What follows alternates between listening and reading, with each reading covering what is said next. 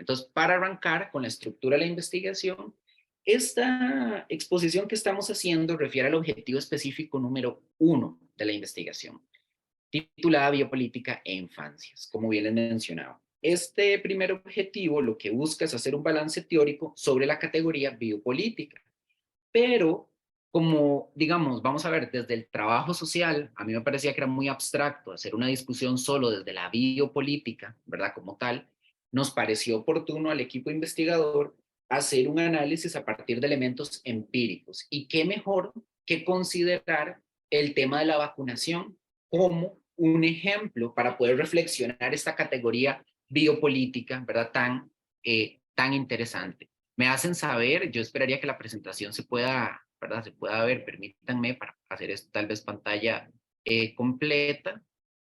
Eh, Vamos a ver si lo podemos hacer pantalla completa o no. Eh, para plantear la discusión o lectura. Ahí está, excelente.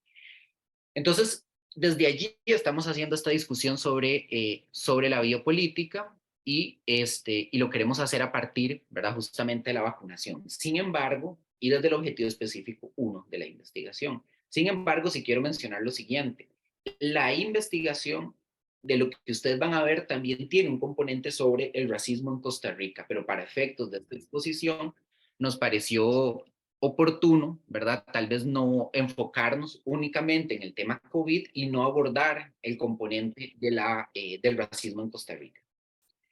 Eh, Ahora sí, entrando de lleno a la estructura de la investigación, bueno, vamos a ver desde qué ángulo partimos en términos de orientaciones.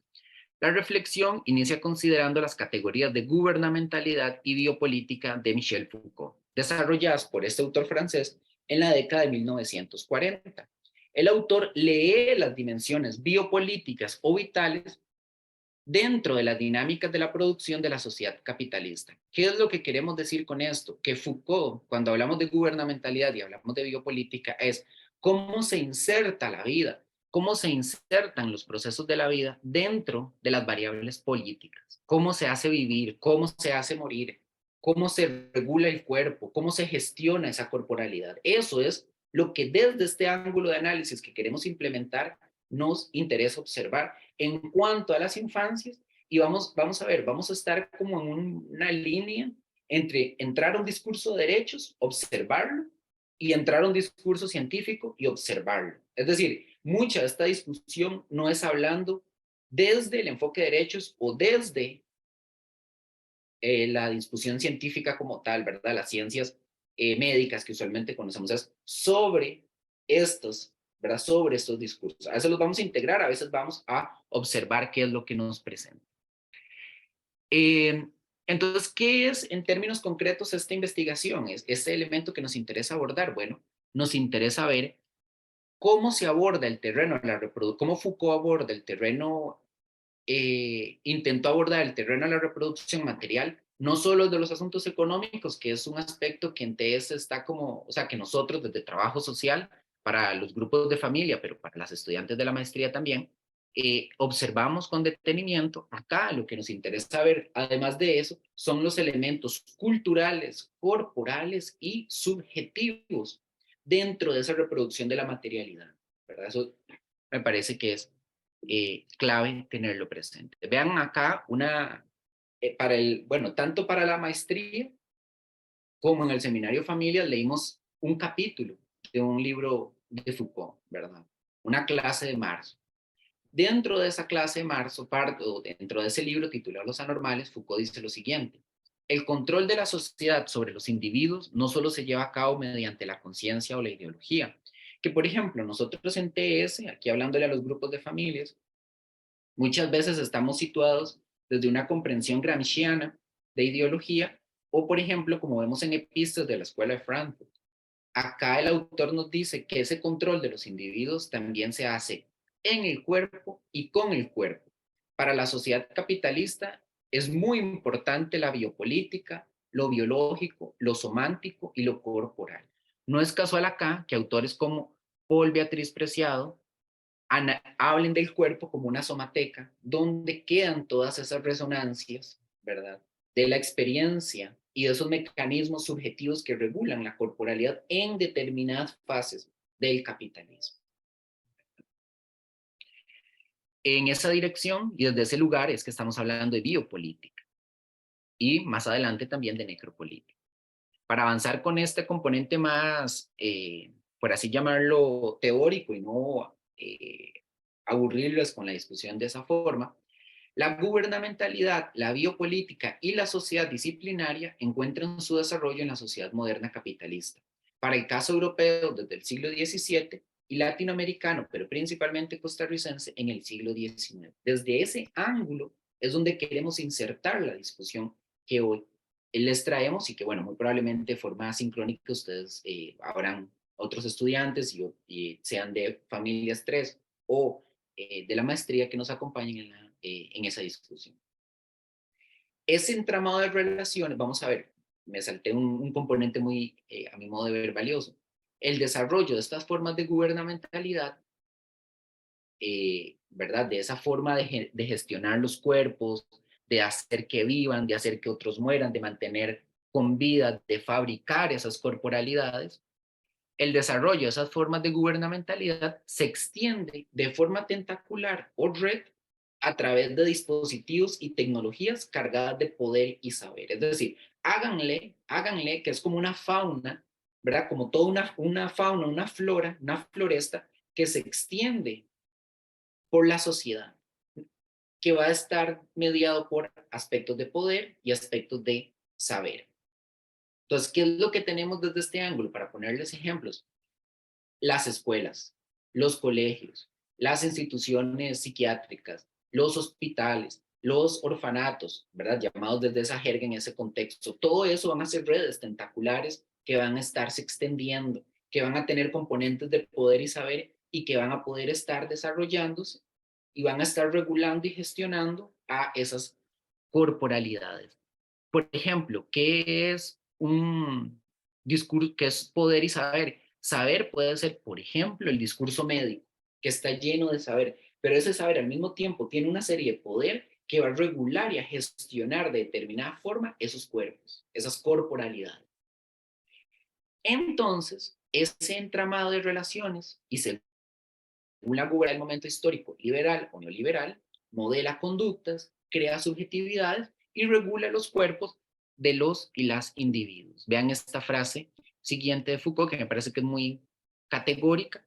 La historia del Estado debe poder hacerse sobre la base de las prácticas de las personas, pues cuando se habla de uno, es decir, del Estado, no se excluye hablar del otro, es decir, de las prácticas de las personas. Eso lo tenemos en este maravilloso texto titulado Seguridad, Territorio y Población. Entonces, esto un poquito como para hacer un preámbulo de esa matriz teórica. Ya con esta les prometo que cerramos ese plano más teórico, si así se quiere ver, en el que tenemos, ¿verdad? Como los textos de Michel Foucault, las infancias ocupan un lugar central por representar el primer contacto de lo biológico con el entorno social y con todo ese componente de disciplinamiento, ¿verdad? Lo vimos en los textos de los anormales, tanto en la maestría como en el seminario Familias, tuvimos textos vinculados con esta práctica o en historia de la sexualidad. En el seminario Familias y en historia del derecho de la infancia, me parece que fue el año pasado, tuvimos el texto de los anormales y vimos cómo a los niños y niñas se les disciplinaba sus cuerpos, ¿verdad? Eran disciplinados estos cuerpos para, para volver personas funcionales, por así decirlo. ¿Verdad? Los padres gestionaban esos cuerpos, los regulaban y posteriormente eran entregados al Estado, ¿verdad? A partir de las campañas contra el onanismo, para el caso francés y principalmente europeo, en el siglo XVIII, siglo XIX, ¿verdad? En esa lógica fue instalada ese texto que revisamos en ambos cursos respectivamente. Entonces, avanzando, tenemos el escenario contextual de la vacunación en Costa Rica. Muy rápidamente, ese escenario contextual de la vacunación en Costa Rica lo vemos desde estos lugares. Primero tenemos el movimiento A mis hijos los educo yo, en contra de los programas de afectividad y sexualidad del Ministerio de Educación Pública. Ustedes lo recordarán en el 2017, 2018, todavía habían ecos de ese movimiento social. Los movimientos en contra de la entrada en vigencia de la opinión consultiva de la Corte Interamericana de Derechos Humanos entre 2018 y 2019, y los movimientos en contra de la implementación de los baños neutros en el Ministerio de Educación Pública en el 2019. Eso fue en junio, no sé si ustedes recuerdan cómo se unieron movimientos sociales muy disímiles para esa lucha. Y en el 2019, ustedes también podrán recordar movimientos en contra de completar el esquema de vacunación de estas poblaciones, ¿verdad? No sé si ustedes recordarán, por ejemplo, el caso del papiloma, la vacuna en contra del papiloma que causó mucho revuelo, entre otros esquemas de vacunación que estuvieron instalados o que se estuvieron dando para esa época. Eso a modo de una síntesis del escenario contextual, sin mencionar anteriormente el escenario internacional en donde tenemos, por ejemplo, eh, las circunstancias asociadas con los movimientos conservadores contra grupos migrantes en Alemania, principalmente en Europa, España, ¿verdad? Que dio lugar a movimientos ultraconservadores, por ejemplo, también en Francia. Entonces, en ese lugar nos insertamos, ¿verdad? Y también, por ejemplo, el ascenso de Donald Trump en Estados Unidos para esas épocas. Entonces, desde ese lugar se están tejiendo o se tejieron esos movimientos. De nuevo, muy rápidamente y sin querer extender la conversación más de lo pactado, vamos a tener este escenario contextual que yo llamaría, para ser más exactos, el escenario político contextual de la vacunación contra COVID-19, pero si ustedes lo ven, no es solo contra la vacunación, sino casi que es la gestión biopolítica de la pandemia en lo relacionado con la población, ¿de acuerdo? Entonces, ¿qué estamos teniendo? Bueno, para marzo, el cierre de centros educativos, 2020, en junio, el uso obligatorio de mascarilla. En el 2021, bueno, pues se regresan a clases, se empieza a plantear la obligatoriedad de la vacuna para las personas de 12 a 19 años. En noviembre de ese año cae la vacuna contra el papiloma, ¿verdad? Que como les dije, en el 2019 está empezando a instalarse, cae fuertemente para noviembre. Aquí, bueno, pues quienes se mueven desde el ámbito hospitalario sabrán mejor que yo ese elemento más técnico de esa referencia, ese análisis. En diciembre del 2021 se rechazan cuantiosos recursos constitucionales en contra de la vacunación de niños y niñas y son rechazados por la Sala Constitucional. Y en enero, vean ustedes que en noviembre se perfilaba la vacunación para enero 2021. Entonces, ¿qué es lo que sucede? Una serie de reacciones en contra de la vacunación a esta población. Decenas de manifestantes contra la vacuna infantil anti-COVID. Inicia la vacunación infantil, me parece que eso fue hacia la segunda quincena de enero. Y grupos antivacuna, que parece que es un ejemplo muy representativo, invaden el hospital de Heredia. Y bueno, a propósito de trabajo social, hubo grupos vinculados con, ¿verdad? Vamos a ver, en las noticias que exploramos, trabajo social tuvo un papel importante dentro de esas reacciones del hospital de Heredia, porque bueno, las y los profesionales fueron increpados ante esas situaciones que se presentaron. En octubre inicia la vacunación infantil a menores de 15 años y en diciembre se suspende la obligatoriedad de vacunas para menores de 12 años. Seguimos en el 2022. Vean ustedes que logran cuajar algunas acciones legales para que los menores de edad, niños, niñas y adolescentes, no sean vacunados. Y se logra para menores para la población menor de 12 años y luego para marzo también se suspendió la obligatoriedad de la vacuna para la población de 12 a 18 años. Entonces, un poquito ese es como el recorrido que tenemos y ese preámbulo contextual, por así llamarlo, fuerte en términos de movimientos conservadores o de derecha, sosteniendo o evitando la presencia de estas acciones, ¿verdad? De vacunación. Vamos a ver un poco desde qué lugar estamos haciendo ese análisis. Entonces, para continuar, y pasar al momento 3, vamos a revisar un análisis sobre la vacunación COVID, ¿verdad? Ya viendo un poco la estructura de la investigación, el marco teórico, viendo el elemento contextual, esos 2 momentos que vimos, y 3 elementos de la reflexión que queremos presentarles para el día de hoy. Dentro de esos 3 elementos tenemos los siguientes. Bueno, veo que hay como una cuestión de diagramación sobre la aplicación de la vacuna. ¿Qué sucede? Bueno, sobre la aplicación de la vacuna, en la narrativa teórica de la biopolítica, hacer vivir se vuelve un elemento central. Y desde la gubernamentalidad liberal, es decir, desde el siglo XIX para América Latina, en el caso concreto de Costa Rica, las infancias se volvieron un elemento central de ese cálculo por la vida. Sin embargo, en la gubernamentalidad neoliberal, estamos viendo una especie de cambio en esa dinámica, ¿verdad? No, en ese contexto de la vacunación, las infancias no tuvieron un lugar central. Sabemos que el lugar que ocuparon las infancias se debe a que los estudios científicos decían que eran las personas adultas mayores las que más sufrían consecuencias vinculadas a ello. Pero sí podríamos considerar que en esa gestión biopolítica de la pandemia, la infancia ocupó o tuvo un lugar jerarquizado en esas dinámicas. Un elemento que sí quisiéramos como diagramar fuertemente en esos términos biopolíticos es que el cuerpo no es un organismo biológico sobre el que luego actúa el poder, sino que desde esta narrativa que les queremos proponer hoy, la acción política fabrica el cuerpo. Me explico, o sea, las vacunas fabrican el cuerpo, la vacuna entendida como una acción política. El consumo de medicamentos fabrica el cuerpo. ¿Qué es lo que les quiero decir?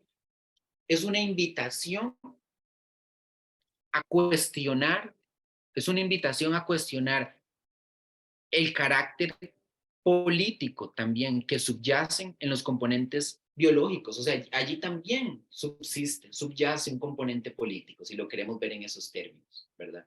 Entonces, ese cuerpo biológico es un cuerpo que también es fabricado por la acción política. ¿Qué tiene que ver eso con las infancias y con la vacunación? Eh, Tiene que ver en el sentido de que la inmunización no es un hecho independiente de las variables políticas y culturales. Es decir, a nuestro modo de ver están articuladas, están juntas. Y en una sociedad neoliberal individualizada, donde tenemos una fuerte vinculación del mercado en la forma en que se produce y reproducen las subjetividades y las corporalidades, esos componentes median en la inmunización, porque como ustedes muy bien saben, eh, el aspecto vinculado con la solidaridad en el contexto pandemia fue temporal, fue muy reducido lo que se logró desarrollar. Las lógicas neoliberales a nivel de América Latina, a nivel de Europa y a nivel de eh, Oriente, Occidente, Oriente Mundial, operaron en estos cuadrantes, pero estuvieron operando. Desde ese marco explicativo, pese a que el plano formal, la infancia no tenía implicaciones graves en cuanto al virus, estuvo entre los últimos grupos poblacionales a los que se les aplicó la vacuna. ¿Qué significa eso? Bueno, que la protección de la infancia se supeditó a instancias disciplinarias o quedó supeditada a instancias disciplinarias como la familia y la escuela. Esos fueron como los 2 dispositivos de contención ante esa imposibilidad de vacunación de las infancias por las múltiples razones que ustedes ya muy bien conocen. Entonces, desde ese espectro, la población de niños, niñas y adolescentes, bueno, principalmente niños y niñas, estuvo expuesta a situaciones de violencia. Ustedes muy bien saben cómo bajaron las vacunaciones, cómo bajaron, por lo menos para el 2020, 2021, los esquemas de vacunación, cómo hubo una creciente ola de violencia doméstica y todavía las cifras, al parecer, no están del todo detalladas en cuanto a el embarazo adolescente, ¿verdad? Eso es un dato cuantitativo que conviene revisar. En esa línea, para seguir la tradición teórica, ya no de exclusivamente Foucault, sino de autores como Georges Agamben, que también, bueno, Foucault es un teórico francés, Georges Agamben, un teórico italiano, habría que valorar si en ese contexto global que estamos analizando, la población de niñas y niños quedó supeditado a esa vida desnuda, a esa nuda vida, donde los ámbitos de violencia y los ámbitos de exclusión y muerte, recuerden que nuda vida es una categoría propia del lenguaje antiguo, eh, antiguo me refiero a la antigüedad clásica griega, donde el soberano, el Estado, podía hacer matar a sujetos, ¿verdad? Y George Agamben nos dice, en la sociedad contemporánea, el hacer morir es parte de esa forma de vida. Hay momentos en la vida, hay momentos en la sociedad moderna, de esa gubernamentalidad moderna, donde se hace el morir. Por ejemplo, en las fronteras, en las salas de hospitales, en los úteros, ¿verdad? En los cuerpos de las mujeres que muchas veces son gobernados para que lleven a término criaturas desde una razón reproductiva que puede llevarlas a muerte, por poner ejemplos de lugares de la nuda vida. Entonces conviene preguntarse si la infancia en esos contextos, la gestión biopolítica de la pandemia, los condujo a nudas vidas, a escenarios de nudas vidas.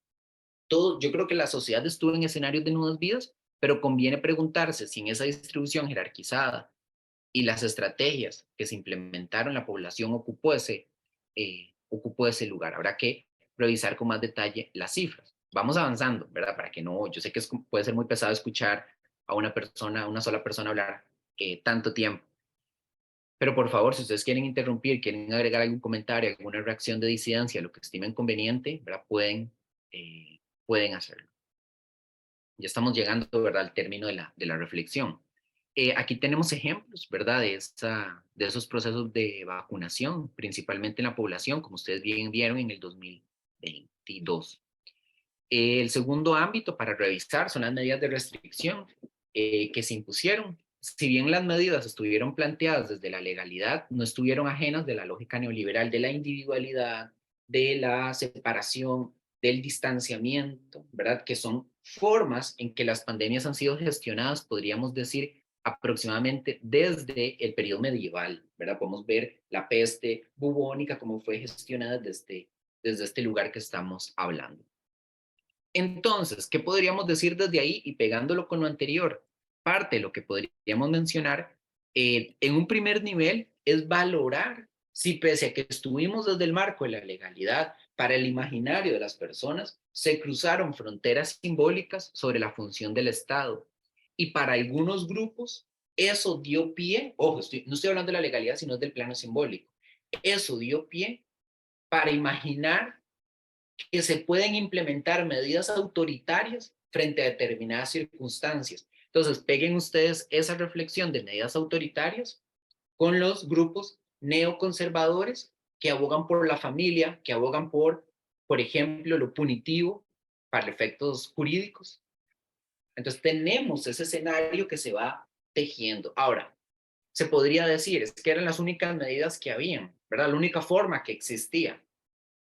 Ahora bien, desde luego que a modo retrospectivo los aspectos resultan ser un poco más beneficiosos o resultan ser como más, siempre es un poquito mejor hacer un análisis retrospectivo que en la situación, ¿verdad? La situación se tienen que tomar decisiones sobre la marcha.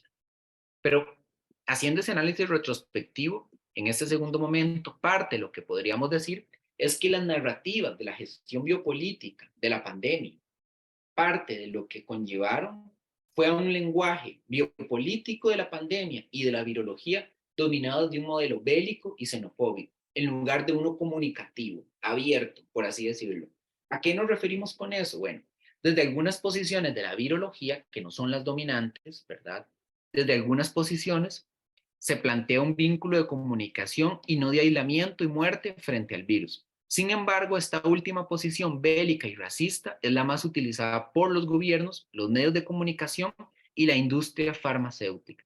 ¿A qué nos referimos con eso? Pues bueno, todo este lenguaje del distanciamiento, de separarse del otro, de no vincularse con el otro, ¿verdad? Que están muy marcadas desde ese otro espectro.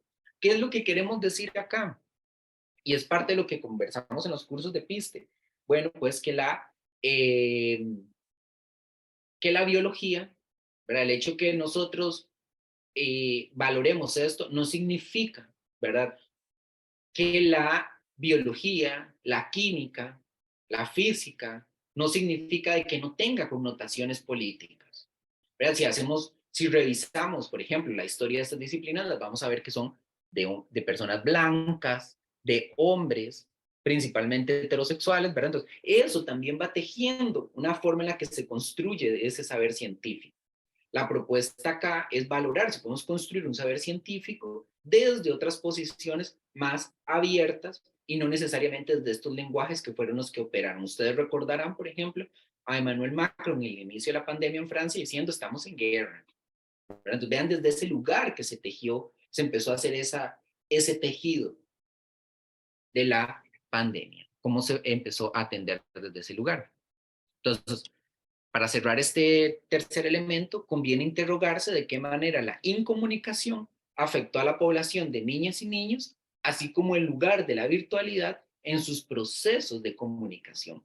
Esto a lo que nos referimos es no hacer una lectura necesariamente, ¿verdad? No hacer una lectura necesariamente de las tecnologías como algo enteramente negativo, ¿verdad? A mí me gustaría que esto, o sea, que la lectura que ofreciéramos no sea una lectura ni positiva ni negativa, sino más porosa, más problemática del vínculo con las tecnologías dentro de este entramado. Pero sí, cómo afectó a las poblaciones. Para ir avanzando, gente, yo no, bueno, no sé, yo esperaría que ver a la gente de familias que está conectada, como que nos esté siguiendo la pista, ¿verdad? No sé si hay problemas de conexión o si estamos todos como en la misma línea y las estudiantes de la maestría creo que han ido sumándose poco a poco a la discusión y otras estudiantes que también han estado allí siendo partícipes, ¿verdad? Cualquier reacción o cualquier impresión pueden hacerlas saber. Ok, súper bien, muchas gracias, Jani. Para ir finalizando, gente, como les digo, respetar esos 30 minutos ya, ¿verdad? Que ya van sobre tiempo. Los movimientos antivacuna, las narrativas son movidas por un lenguaje de la extrema derecha. El problema de las sociedades neoliberales, el problema de la sociedad neoliberal cuando se confronta con un virus letal es la dependencia de narrativas, como hemos hablado, nacionalistas y bélicas.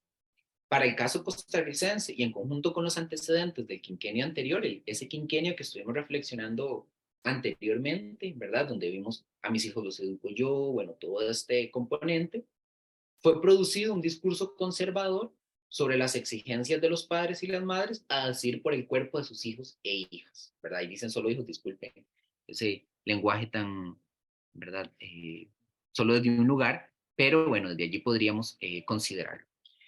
Esas personas encargadas de las niñas y los niños, podríamos decir que no defienden los derechos de las infancias, sino sus propios derechos a controlar e inscribir normas jerarquizadas, usualmente asociadas al nacionalismo y a sistemas sexo-género en esa población.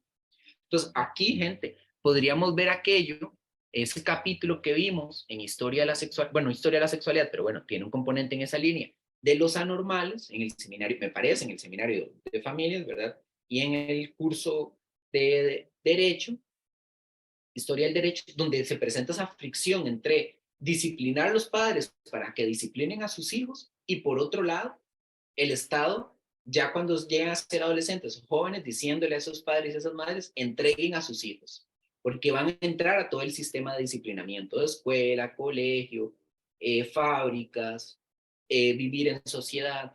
Entonces ahí tenemos como ese capítulo que leímos de historia, de las campañas contra el onanismo, sirven para poder entender como esa dinámica, por así decirlo, ¿verdad? Esa fricción que se da entre padres y eh, esa fricción entre padres y Estado, ¿verdad? Padres, madres y Estado, que aquí en el movimiento antivacunas lo estamos viendo, pero lo que estamos viendo son los hilos culturales conservadores que sostienen ese movimiento, ¿verdad? No, repito, a nuestro modo de ver, lo que observamos es que no defienden los derechos de las infancias. Y ojo cuando se habla de defender derechos de las infancias, sino que más bien parece que lo que se quiere defender son nacionalismos y un sistema sexo-género, sin mencionar, ¿verdad? Otros elementos más circunstanciales como una cuestión de raza, ¿verdad? Entre comillas raza, para hablar también de una cuestión afro. En otro momento podríamos hablar de los detalles que suponen ese componente más de Entonces, cerramos de esa manera los tres componentes. Vean ustedes ahí la marcha, esta que sucedió en el hospital, creo que es Vicente Paúl, no sé, yo no estoy tan familiarizado con el lenguaje de los nombres de los hospitales, pero sé que fue en Heredia el 2022, hace más de un año. Donde entraron porque por obligatoriedad, como lo habíamos mencionado al inicio, en ese esquema, los niños y niñas de ciertas edades están obligados a la vacunación. Y cuando se obligó a la vacunación de una infancia, un niño, pues se activó todo, ¿verdad? Todo movimiento que fue a exigir que no se vacunara esa persona en esta línea, ¿verdad? De lo planteado. Gente, cerramos esta reflexión, ¿verdad? Con reflexiones de cierre, que es como nuestro último rubro. Eh, en, esa, en esa reflexión de cierre que estamos teniendo, conviene observar la manera en que se presenta un quiebre en las consignas de hacer vivir a las infancias por parte de la biopolítica, en el tanto fue una de las últimas poblaciones inoculadas durante la pandemia. Vamos a ver, no queremos negar que hay toda una razón por la cual esas poblaciones son las últimas que fueron vacunadas, pero no, vamos a ver, pero una de las invitaciones es a no dejar de pensar que en medio de todas las decisiones que se toman desde ese espectro, hay variables políticas que inciden, comprensiones, ¿verdad?, de esa virología, y desde allí eh, podríamos ver esa connotación. Habría que preguntarse hasta dónde hubo, y es probable que si lo vemos con detalle se expresa, hubo adultocentrismo dentro de lo que se estaba planteando, y y se da esa intervención jerarquizada de la población. Las medidas de atención a la población fueron de encierro y disciplina en las instituciones familiares y escolares, con las implicaciones de violencia que eso supuso. El COVID-19 fue un escenario, como bien lo acabamos de ver, para reforzar en lo que algunos teóricos como Paul Beatriz Preciado denominan transición epistemológica, ¿verdad? Hago la diferencia con epidemiológica, hay una transición epistemológica vamos a ver, por la fuerza que ha tenido el movimiento feminista para romper con binarismos, ¿verdad? Muy propios de la modernidad. Entonces, en esa transición que estamos experimentando, no sé si ustedes recuerdan los movimientos feministas de Chile en el 2019, entre otros, o el Black Lives Matter en el 2020, a inicios de la pandemia, cómo la pandemia COVID fue un escenario que favoreció el reforzamiento de narrativas de familia nuclear y el dominio de esa institución a las niñas y niños ante estos movimientos que se expresaron. Conviene preguntarse de qué forma la gestión biopolítica de la pandemia alteró subjetivamente a las niñas y niños y de qué manera podemos ofrecer respuestas a esas necesidades al margen del discurso psicologizante o psiquiatrizante, ¿verdad? ¿Cómo podemos favorecer y que no sean de esos discursos, principalmente el discurso psiquiatrizante, que tanto dominio ha tenido? Vean ustedes qué interesante, ahí hago esa anotación, como el discurso psiquiatrizante, que históricamente, al menos del siglo XVIII, se ha caracterizado por regular conductas, puede permitirnos explicar el tipo de Estado que tenemos. En un Estado neoliberal de alta controlación, cualquier conducta puede ser regulada a partir del discurso psiquiatrizante. Entonces, vean ustedes cómo la historia del derecho puede hacerse amparada a la historia de las conductas de las personas. Y aquí la interrogante que nos hacemos es cómo podemos construir otras formas para aquellos niños y niñas que tuvieran afectaciones subjetivas que no partan desde un discurso de ese lugar psiquiatrizante, ¿verdad? O medicalizante. Es oportuno interrogarse sobre la manera en que puede incluirse la tecnología en la vida de las niñeces, ¿verdad? ¿Cómo podemos incluirlas, ya que fue como una prótesis, por así decirlo, que ahora está dentro de la población, para no hacer un balance negativo ni positivo de la tecnología, que es como una herencia de la pandemia? Siempre con las regulaciones del caso. Por ejemplo, sabemos que desde UNICEF está planteado que un niño o niña, un niño o niña no puede utilizar tecnología, pero conviene preguntarse si con toda esta aceleración, bueno, principalmente en redes sociales, pero si con toda esta aceleración que existió, ¿verdad? Del vínculo de las clases distantes y demás, la vacunación, vamos a ver, mejor dicho, la tecnología ya forma parte como una prótesis de esta población, cómo podemos integrarla, cómo podemos hacer agenciamientos políticos desde ese lugar. Y finalmente, una invitación que nunca está de más: ¿cómo podemos favorecer a radicalizar políticamente a las infancias? ¿Cómo pueden ser estos vehículos que radicalizan sus necesidades y que no sean adultos diciendo y tomando decisiones por esta población, ¿verdad? La gran pregunta es cómo radicalizar las infancias, cuando la propia palabra infancia significa el que no tiene palabra. Eso significa la palabra infancia, sin palabra.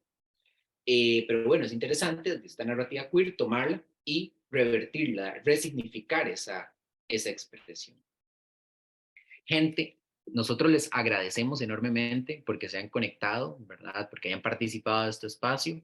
Eh, Tiene este componente, ¿verdad? Más sincrónico para poder estar acá con ustedes y posteriormente para compartirlo con los estudiantes, tanto de la maestría como los estudiantes del seminario Familias, Familias 3. Entonces, no sé, ¿verdad? Si ustedes tienen reacciones, como les digo, esto es parte de un conversatorio que organizamos desde la investigación, porque en esta investigación que les mencionamos, tenemos un rubro que es conversar con los estudiantes de la maestría y, bueno, también de trabajo social. Entonces, bueno, quisimos compartirles estos resultados y si ustedes tienen reacciones, impresiones o algo que quieran plantear, pues para nosotros y nosotras sería muy bien recibido poder escucharlo.